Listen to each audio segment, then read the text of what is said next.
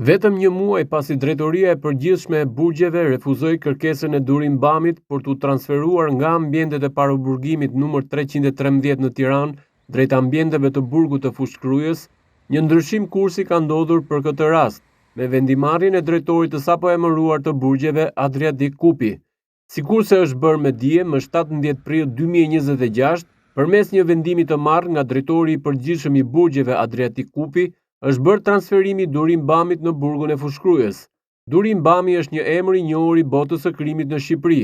Ai u ekstradua gati një muaj gjysmë nga Dubai, pasi ndaj tij SPAK ka lëshuar masën e sigurisë arrest në burg.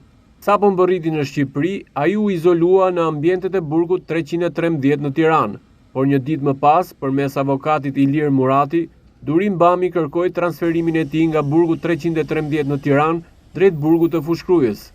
Në kërkesën e tij, Durim Bami argumentonte se në të njëjtin burg ku u izolua, qëndronin dhe personazhe të tjerë si Emiliano Shullazi, të cilët kanë dashur ta vrasin. Ndaj për të shmangur këtë rrezik për jetën, ai kërkoi transferimin në një burg tjetër.